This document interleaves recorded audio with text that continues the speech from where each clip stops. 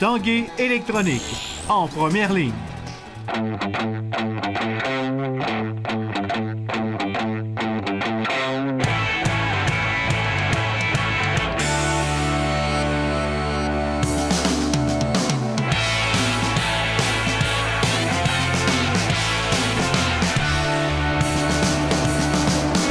À tous, un bon début de semaine. Bienvenue à l'Esprit sportif. Au menu de notre émission aujourd'hui, on revient sur cette belle victoire par jeu blanc du club de football Rouge et Or, 44-0, également sur la première édition de la Grande Marche Pierre-Lavoie qui avait lieu samedi. Mais d'abord, on parle de vos remparts de Québec qui ont remporté 3 victoires au cours de la fin de semaine, toutes sur la route à Drummondville, Sherbrooke et Gatineau. On en a parlé ce matin avec l'entraîneur-chef Philippe Boucher. Alors qu'on amorce déjà la dernière minute de jeu et les remparts viennent de marquer. Gentile, une fête d'une seule main de compte! Et lui, là, t'auras pas de... Oh! Quel tir! T'es sûrement surpris de tes joueurs, de tes jeunes joueurs en fin de semaine? Bien, surpris, agréablement surpris, oui. On a toujours dit qu'on avait un bon camp d'entraînement, qu'on aimait ce qu'on voyait, mais quand on regardait la cédule faisait peur un petit peu avec beaucoup de parité dans notre division, au travers de la Ligue, mais dans notre division, avec un 4-5 et un 3-3 sur la route là, qui nous attendait cette semaine. On avait un petit peu peur de ce qui pouvait arriver, puis les gars peuvent être fiers de ce qu'ils ont accompli. Là. La ligne bleue. Raphaël Maheu prend un tir, la rondelle revient dans le filet, le but! Ça a bien débuté à Drummondville. Oui, on a très bien joué. On a 2 faux pas cette année. Là, à partir du 15 août, depuis qu'on est arrivé ici, on a très bien performé dans les Game hors concours. On a très bien performé en saison. Un faux pas contre Shawinigan, mais bon, contre une puissance. Puis un contre Drummondville ici, que j'ai de la misère à m'expliquer. Puis que de voir les gars, là, comment ils ont réagi à partir là, de la première minute jusqu'à la dernière minute, comment on a joué notre identité, on a travaillé fort, tous les gars s'impliquent, les gars jouent physique, on a bloqué des tirs, on était efficaces, puis c'est le fun d'avoir que les gars ont pu répondre contre Drummondville. Et il y a un gars qui a joué les héros, c'est Huntley lors de ce match-là. Oui, il était très très bon avec l'aide de Yannick Turcotte là, sur un bon jeu, là, mais Huntley était le héros. Vendredi était le héros aussi. Samedi, c'est le fun de voir. Là. On parle souvent de nos jeunes. Huntley en est un sur qui on a investi beaucoup de temps l'année passée, qui a eu beaucoup de minutes de glace pour un jeune de 16 ans, puis ça paye déjà. Huntley à kill pour Huntley sur réception. Le tir et le but! Devant Sherbrooke, c'est un autre match serré. Même les locaux avaient pris les devants. Ton équipe a quand même bien réagi. Oui, on a vraiment bien joué là-bas. Puis, écoute, on a 50 tirs. Là, on a eu 14 contre Shawinigan. On a passé de 14 à 50 là, dans la même semaine. C'était bon pour nous autres. On a fait beaucoup de bonnes choses offensivement.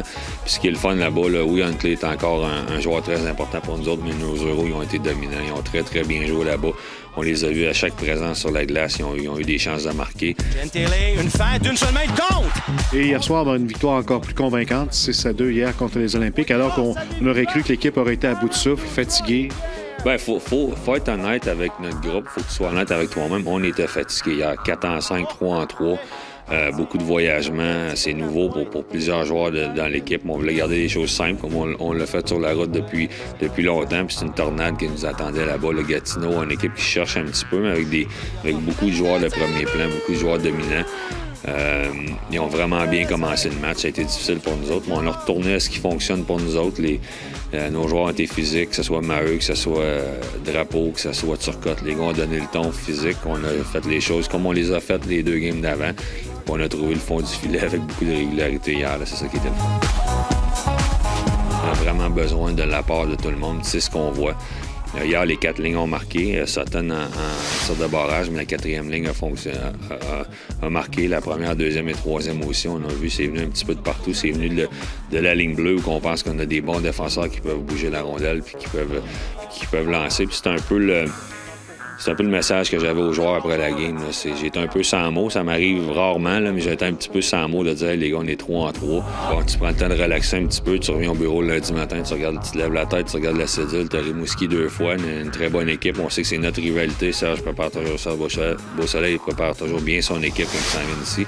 Puis après ça, c'est Shawinigan, Blainville. Fait qu'on n'a pas le temps de respirer beaucoup. Mais c'est sûr qu'on s'est donné un petit peu une petite avance sur certaines équipes. On va en profiter. Puis on va surtout continuer à répéter ce qu'on fait bien. Carambeau, tu as quitté le match hier. Quel est son état de santé? C'était rien d'alarmant. Là, on va voir. Là, c'est un petit problème à l'aine, mais c'était rien d'alarmant. Kéla m'a dit que c'était plus préventif que d'autres choses. Puis on va espérer qu'il va être sur la glace cette semaine. Merci Philippe. Merci. Après la pause, le Rouge et Or qui se rapproche de plus en plus des Carabins.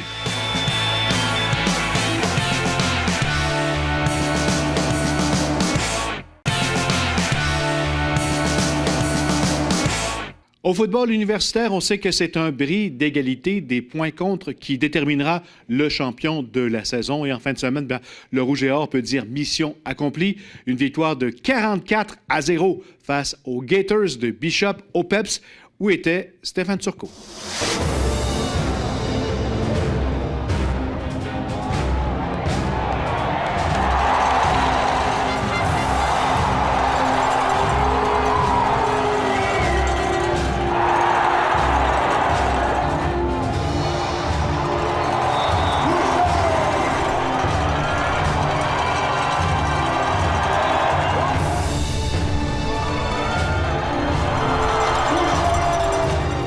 Bien sûr, la victoire du Rouge et Or était importante, mais les points accordés l'étaient tout autant, voire même peut-être plus en raison du bris d'égalité qui va déterminer le premier rang de la Conférence Québec avec les Carabins de Montréal. C'est mission accomplie, c'est un blanchissage pour le Rouge et Or et avec le résultat entre Sherbrooke et Montréal, l'écart maintenant est de 5 points.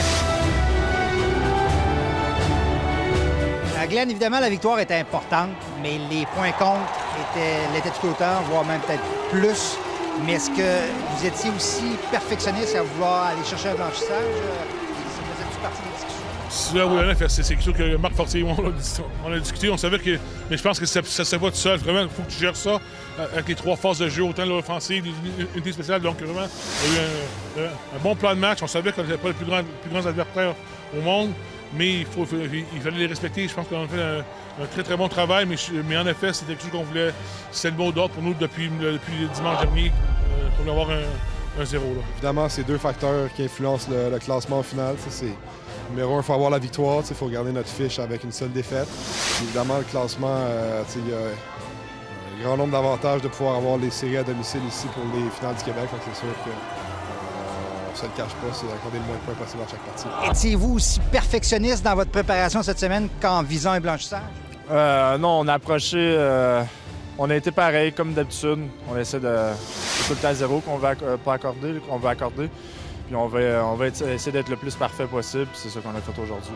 Et celui qui a peut-être réussi à préserver ce blanchissage, c'est Marc-Antoine Varin avec le placement bloqué.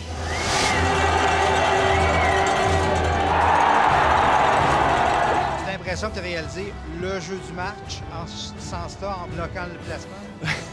C'est drôle parce que, honnêtement, je pense pas que ce soit moi qui ai bloqué le botté. Je pense que quelqu'un l'a eu dans le casque, mais j'ai pas eu l'impression de toucher. On te l'a donné. Je vais prendre le crédit, mais ça va à quelqu'un d'autre, ça va pas à moi. On a poussé fort, là, mais j'ai pas touché au ballon.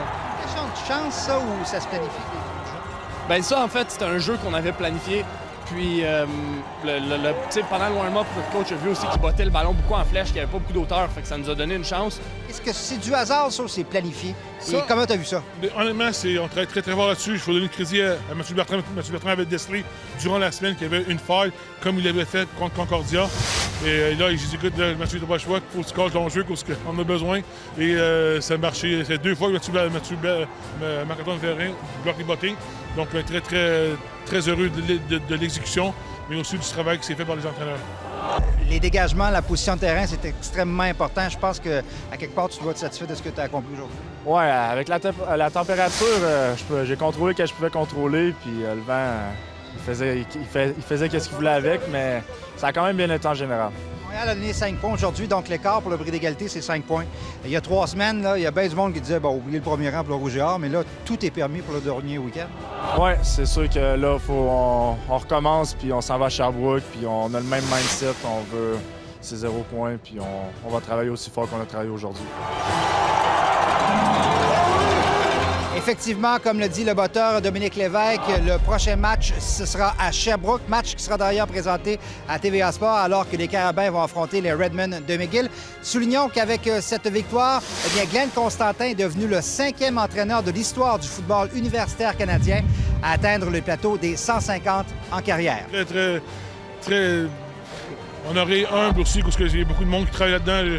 J'aurais tous les entraîneurs qui ont passé ici, qui sont ici vraiment, qui ont passé par ici. L'organisation qui est vraiment hors pair de permettre les opportunités de faire ce qu'on fait. Je suis super reconnaissant de cette saison. Stéphane Turcot, TVA Sport, à Québec.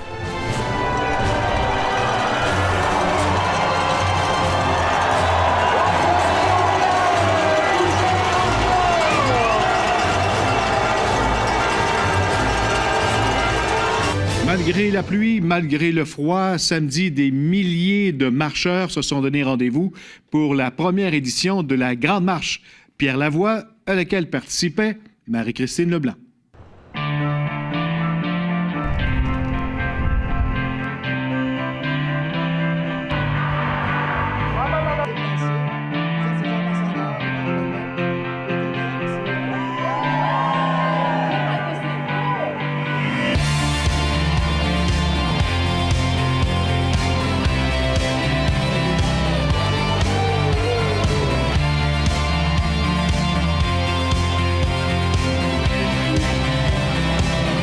Une petite pluie qui va nous empêcher d'aller dehors.